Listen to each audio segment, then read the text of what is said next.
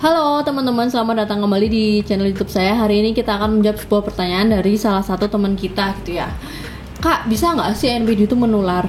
Pertanyaan yang cukup sih beberapa kali ditanyain. Mungkin maksudnya itu bukan menular as if kita langsung mengidap NPD juga gitu ya. Tapi mungkin pertanyaan yang lebih relevan adalah ketika kita masuk di dalam hubungan narsisistik, bisa nggak sih kita ikut-ikutan jadi orang yang mengidap NPD itu juga. Jadi kita juga memiliki trait jadi narsisistik juga.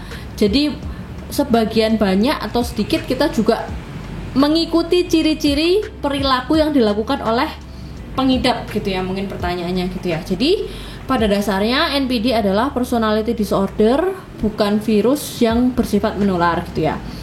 Nah, tapi komentar-komentar teman-teman kita itu miripnya kayak gini. Mungkin supaya bisa relate, aku bacain ya gini. Kak, aku nggak suka diriku loh setelah berhubungan dengan orang narsisistik ini gitu ya. Aku nggak suka diriku di dalam hubungan ini. Dulu aku merasa aku orangnya lebih easy going, lebih gampang percaya, lebih settle dalam arti konten gitu ya. Jadi setelah aku mengalami peristiwa itu, aku jadi sneaky dan malah kadang aku merasa aku tuh sering bohong. Walaupun aku tuh juga merasa capek, karena kalau kita kebanyakan bohong, kadang kita lupakan kita bohongnya apa. Ya itu juga masuk akal ya. Aku capek loh Kak berantem terus, dan kadang aku jadi emosian dan gak stabil gitu ya. Dan menurut kakak, apakah membuat aku juga narsisistik gak sih kalau kayak gitu? Emangnya ini menular? Nah, di dalam komentar ini ada kata-kata aku nggak suka diriku gitu ya, tapi nggak sesimpel itu. Coba kita breakdown tentang frase ini teman-teman gitu ya. Perubahan personality gitu ya, itu mungkin, tapi tentu nggak bisa signifikan banget ya. Personality yang sehat itu juga kita bisa beradaptasi ke arah yang positif kan gitu. Jadi kalau misalkan kita memiliki kepribadian dan akhirnya kita shifting, itu bisa berubah tapi nggak too much atau nggak 180 derajat terus kita berubah kepribadiannya gitu ya. Karena banyak faktor seperti kayak sifat temperamen, ada efek genetis, ada pola asuh gitu ya. Jadi shifting, berevolusi tapi bukan sentral gitu ya. Jadi trauma itu bisa mengubah kita dalam arti kita evolve, jadi kayak mungkin bergeser gitu ya, tapi nggak langsung sulapan berubah jadi orang lain gitu ya. Jadi fungsi adaptasi kita di dalam hubungan narsistik ini berlangsung gitu ya. Jadi untuk kita survive, untuk kita menyelamatkan diri kita melakukan adaptasi, fleksibel, menjadi penurut, menjadi submisif gitu ya. Dalam arti sadar atau tidak sadar, shifting yang terjadi di dalam diri kita ini kayak dilatih gitu kan. Jadi kalau misalkan kita dulu merasa bahwa setiap di dalam hubungan narsisistik kita sharing emosional yang pure, men-sharing empati kita merasa tidak dihargai, tidak terkoneksi, akhirnya kita masuk di dalam mode alert, mode survival yang walking on eggshell kayak gitu ya. Jadi ini ditempa terus-menerus diterjemahkan di dalam hubungan yang baru itu, yang kalian alami narsistik gitu ya.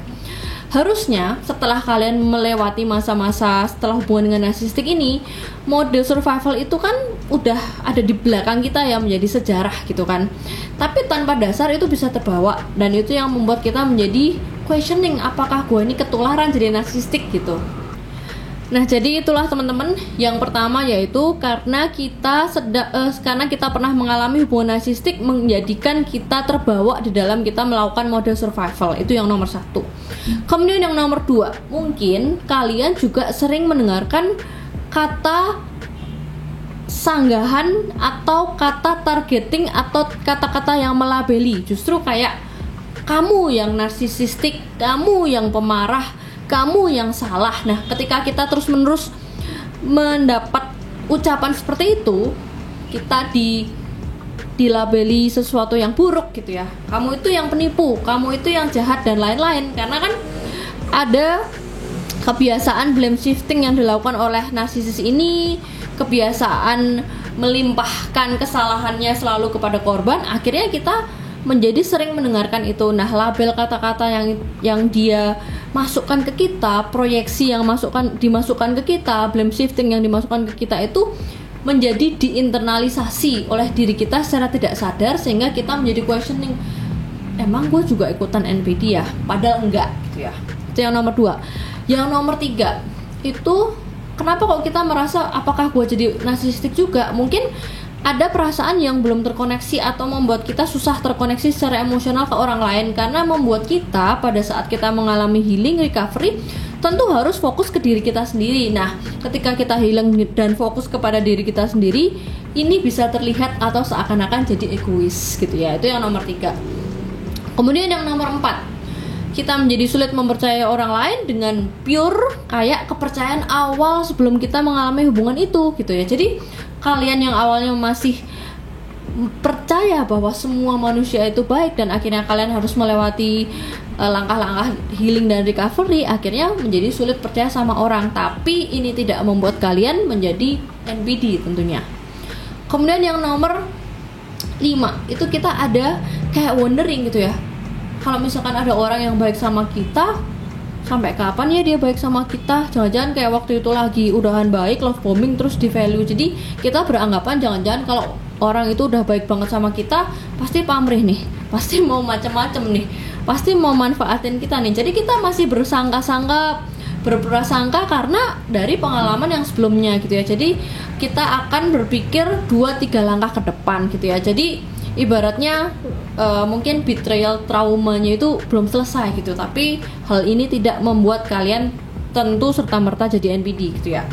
Bukan berarti terus kita antagonis, no gitu ya. Kemudian yang nomor 6, mungkin kita jadi kurang percaya diri di dalam interaksi sosial, atau malah mungkin kita jadi dominan di dalam sebuah pembicaraan, atau kita belum pulih seutuhnya recovery sewajarnya, sehingga kita masih bertanya-tanya tentang boundaries atau batas-batas yang sehat gitu ya. Jadi butuh waktu untuk benar-benar recovery gitu.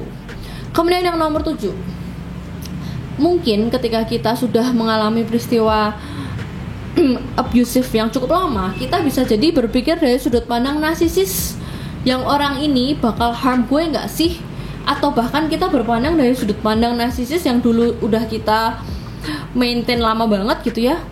Kalau misalkan gue ketemu orang baru, dia bakal nguntungin gue nggak sih? Tanpa sadar kita tuh udah tahu kalau misalkan narsisis itu pola pikirnya begitu, terus kita jadi kayak ada efek domino atau ikut-ikutan. Tapi tentunya ini bukan personality original kita gitu ya. Jadi tidak serta-merta terus kalian menjadi NPD.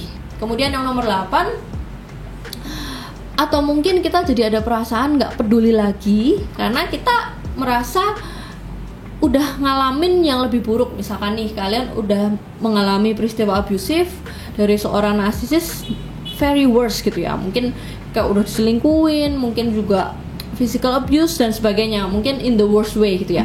Kemudian ada teman kalian yang curhat tentang masalah rumah tangganya gitu. Nah, kalian jadi merasa kayak biasa aja, atau kalian nggak bener-bener bisa empati banget kayak zaman dulu sebelum kalian mengalami itu gitu ya.